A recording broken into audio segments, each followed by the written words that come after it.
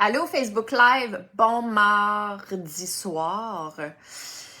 Ce soir, pour la première fois, je vais pas répondre, mais parler d'une des choses qu'on m'a partagées en lien avec la question que je vous avais posée il y a quelques jours. Je vous avais demandé si vous vouliez me partager deux choses, deux questions en fait que je vous ai proposées. La première, c'était qu'est-ce que vous auriez aimé apprendre plus tôt dans votre vie? Puis la deuxième chose, c'était si vous avez encore une question non répondue à l'intérieur de vous. OK?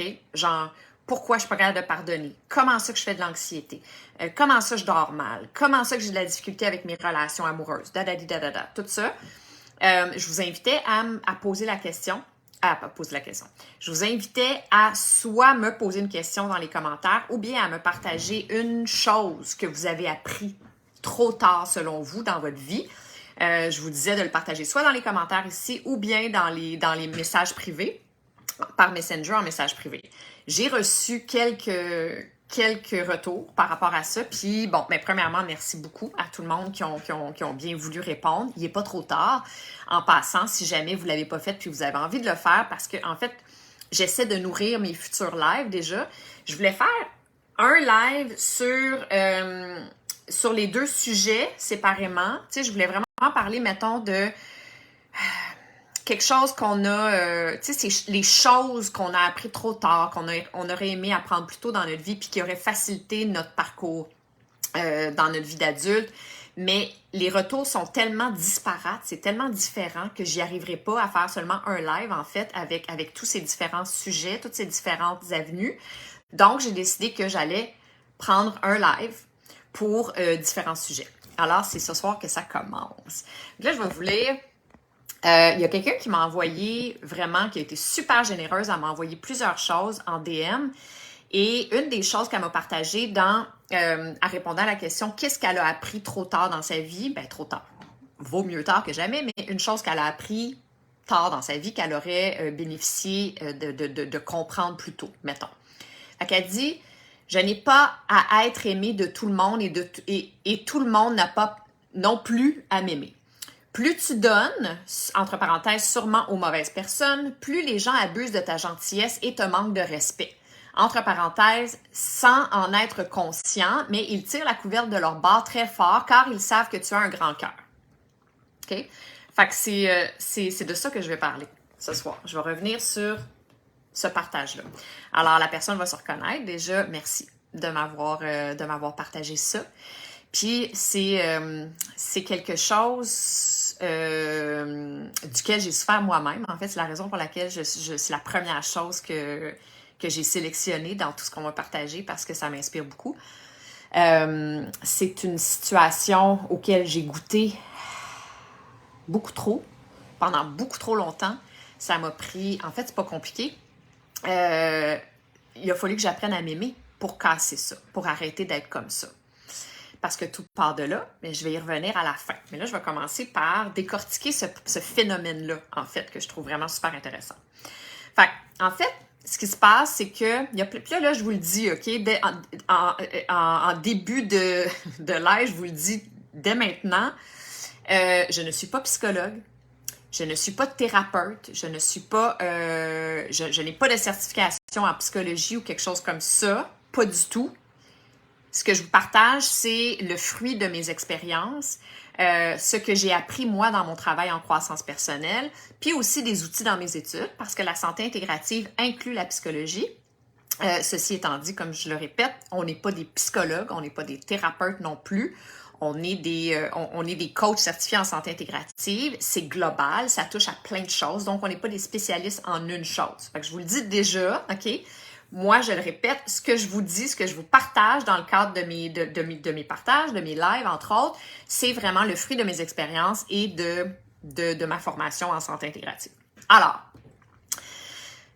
je crois qu'un des problèmes principaux, c'est que quand on donne de façon démesurée, quand on donne beaucoup aux gens, peu importe la forme, okay, que ce soit par notre présence, que ce soit par des biens, par des choses, tu sais, on sent le besoin de constamment donner aux autres, ben c'est pour combler un vide à l'intérieur de nous. Ça, c'est ce que je crois vraiment beaucoup. Je pense qu'on a un grand manque d'amour, puis qu'on part de l'impression inconsciente que notre manque d'amour va être rempli ou répondu venant de l'extérieur, donc venant des autres personnes, entre autres. Ça revient souvent dans mes échanges, dans mes partages, ce principe-là, qui est qu'on est conditionné à croire, les êtres humains, que les choses nous arrivent de l'extérieur. Les choses nous arrivent, nous brisent, nous cassent et nous réparent, tout ça de l'extérieur. Fait qu'on n'a comme aucun contrôle, aucun pouvoir dans nos besoins, dans nos réparations, dans notre bien-être, dans notre tout ça. Ça, c'est ce qu'on croit. C'est le conditionnement de notre société, de la façon dont on a été éduqué, élevé, etc. C'est pas de la faute de nos parents, attention, c'est pas ce que je dis. Mais c'est nos croyances. Nos parents aussi croient ça, tu sais. Nos éducateurs aussi croient ça. Les humains, on a tendance à croire ça. Alors, on a un manque d'amour, on a un besoin à combler, puis on a l'impression que ça va être les amis, que ça va être le boyfriend, que ça va être les parents éternellement, que ça va être les... Tu sais, bon, ça, c'est les humains, mais ça peut être aussi un succès, ça peut être... on peut s'attendre à ce qu'une reconnaissance professionnelle comble notre besoin d'être aimé... Bon, la liste est longue. Mais mettons qu'on parle dans le cadre des relations humaines, ben c'est sûr que ça vient souvent de là, le problème. On peut donner beaucoup parce que c'est dans notre nature, parce qu'on est comme ça, je sais pas, envers nos enfants, notre amoureux, notre amoureuse, tu sais, sans que ça vienne d'une place de déséquilibre intérieur ou de manque, mais de façon générale. Quand il y a un mal-être, tu sais, quand il y a un problème à ça, parce que souvent, le problème aussi, c'est qu'on s'attend à recevoir l'amour en question, puis on la reçoit jamais. On continue de donner, on donne, puis notre besoin d'être aimé, il est jamais comblé. Jamais, parce qu'il peut pas venir de l'extérieur, notre besoin d'être aimé. Il faut qu'il vienne de l'intérieur. OK? Fait que ça, c'est la première chose. Ensuite, elle dit pourquoi je donne... Pas pourquoi, elle dit je donne sûrement aux mauvaises personnes qui finissent par tirer la couverte de leur bord. Bon, l'autre affaire, l'autre principe, c'est qu'on va attirer des gens qui sont soit à notre image, tout ça évidemment que c'est inconscient, mais on va avoir tendance à attirer des gens qui sont à la même place que nous.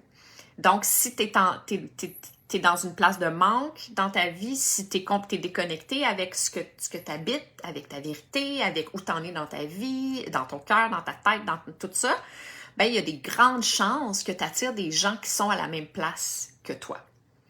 S'ils sont vides eux aussi, comment veux-tu qu'ils te donnent quelque chose de valeur? Comment veux-tu qu'ils te donnent quelque chose qui fasse vraiment une différence? On peut aussi attirer des gens qui se ressemblent tout simplement à tous les gens qu'on a connus dans notre vie. On va avoir tendance à retourner tout le temps vers ceux qu'on connaît, ceux à côté de qui on se sent quasi confortable, même si c'est pas confortable.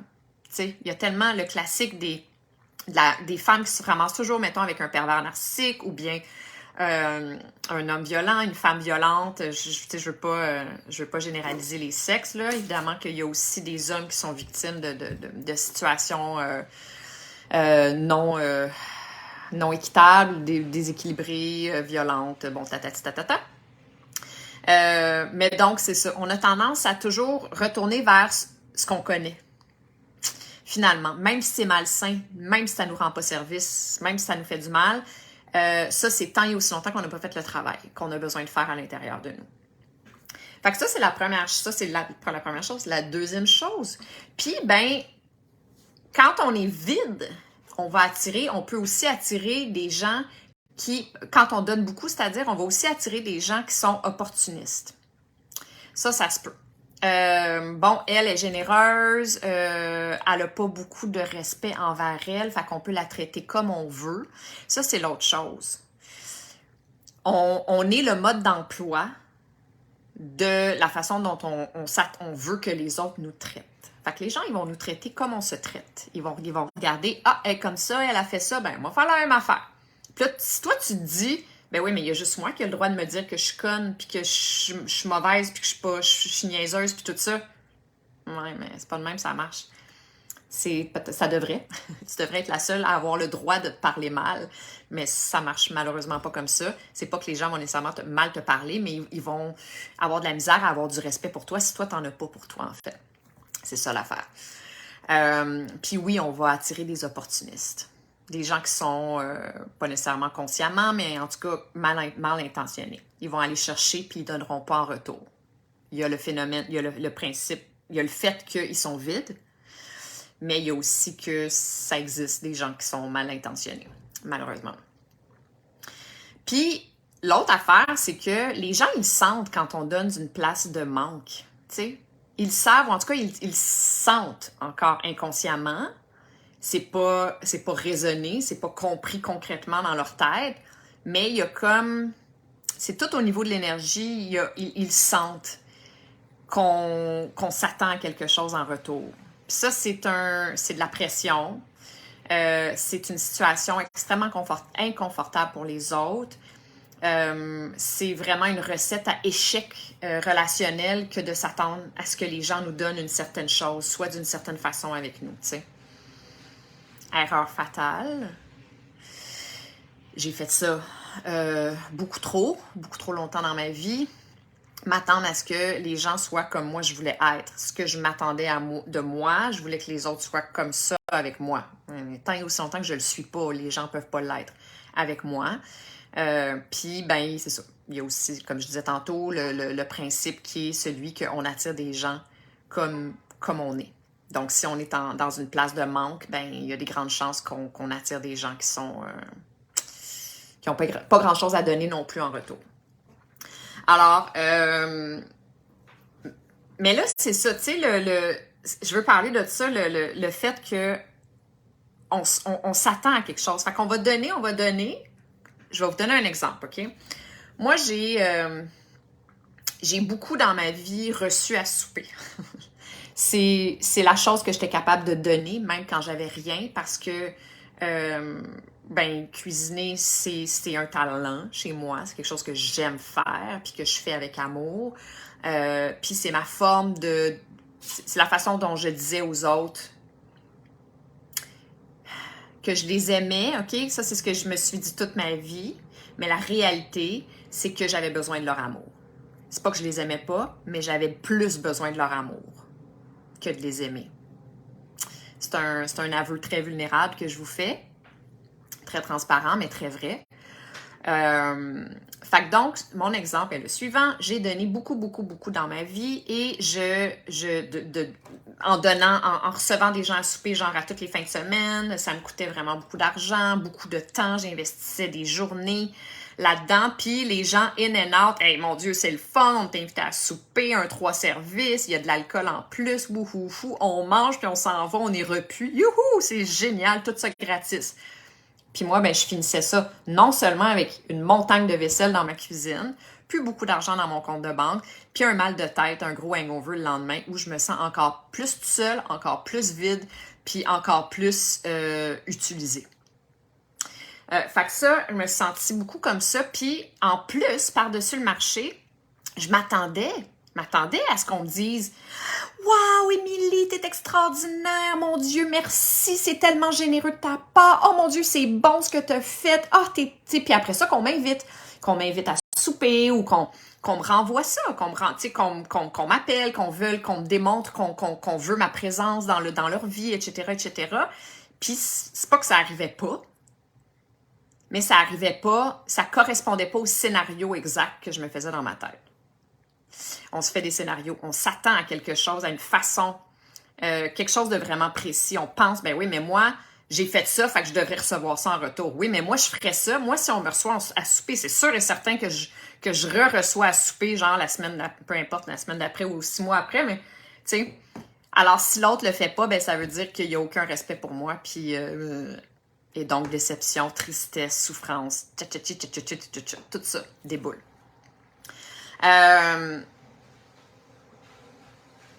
J'ai pris des notes. Donnez-moi une petite seconde. Ouais, fait que c'est ça.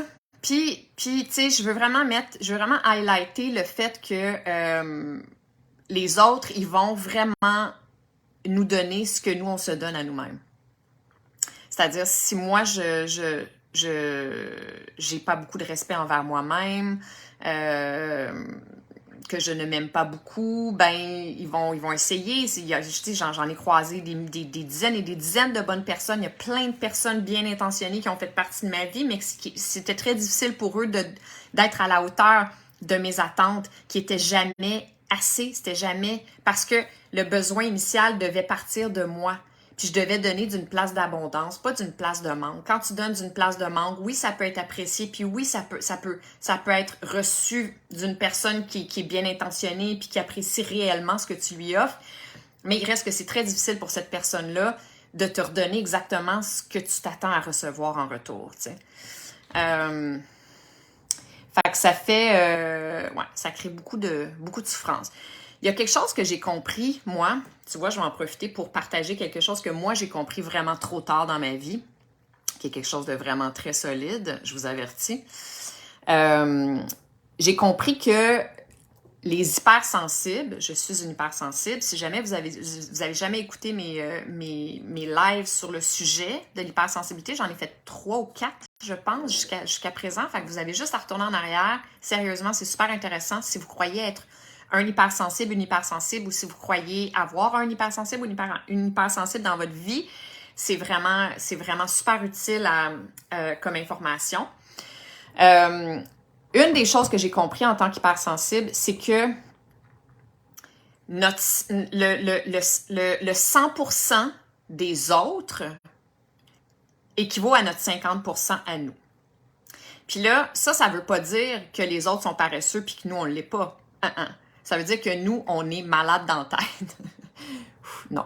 Ça veut dire que eux, ils sont normaux. L'autre, 80%. Selon les études empiriques, je le répète, de Helen Aron, qui se spécialise dans l'hypersensibilité aux États-Unis, qui en a fait des livres, des films aussi, et qui enseigne, qui donne des formations sur le sujet.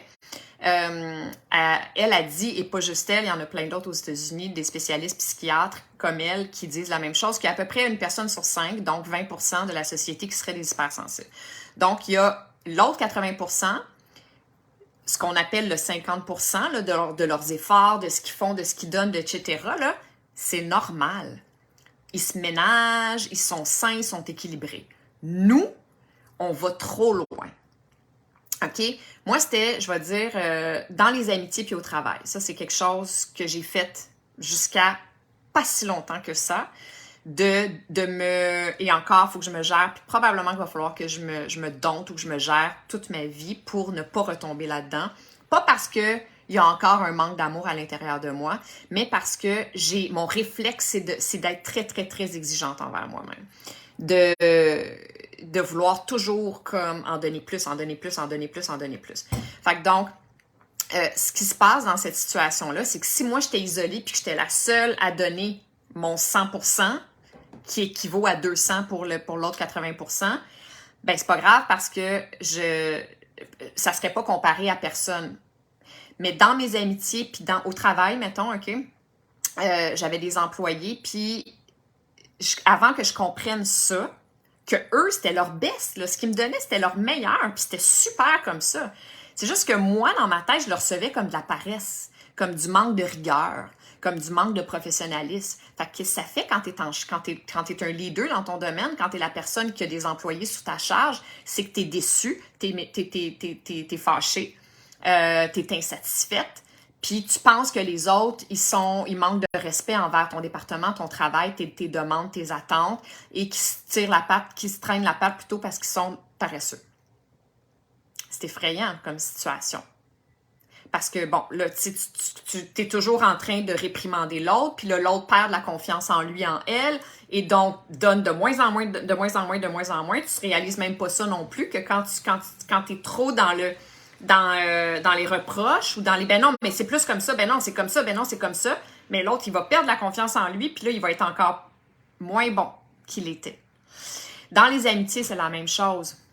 Tu sais, moi, je donnais trop, juste trop. Pas d'une façon saine du tout. Puis les autres, ben, ils donnaient d'une façon saine, puis à leur façon aussi. On est tous différents, on a toute une façon différente d'exprimer notre amitié, notre amour, notre respect envers les autres. Puis l'autre danger, l'autre problème, c'est aussi ben c'est ça, de se comparer, en fait, tu sais, de dire, ben, si l'autre, elle me donne pas ça, elle fait pas ça, elle réagit pas comme ça, elle a pas répondu de cette façon-là, ça veut dire que elle m'aime pas, elle a pas de respect, elle est égocentrique, elle est ta. Fait que je vais juste répéter, là, tu sais, pour les hypersensibles dans la salle, sachez, je vous partage cette chose que j'ai appris il n'y a pas si longtemps et qui a fait une immense différence parce que ça a vraiment été un aha moment incroyable dans ma vie, c'est que le 100% des gens, qui est du commun des mortels, du 80% des gens qui ne sont pas des hypersensibles, équivaut à notre 50% à nous. Ce qui veut dire que on a l'impression que les autres se donnent pas. Mais c'est nous qui se donnent trop. C'est ça le problème. Alors, tu sais, tout est une question ben, tout est une question. Il faut relativiser, il faut s'aimer. Morale de cette histoire, la première chose à faire, c'est d'apprendre à s'aimer. De cultiver notre amour pour nous-mêmes.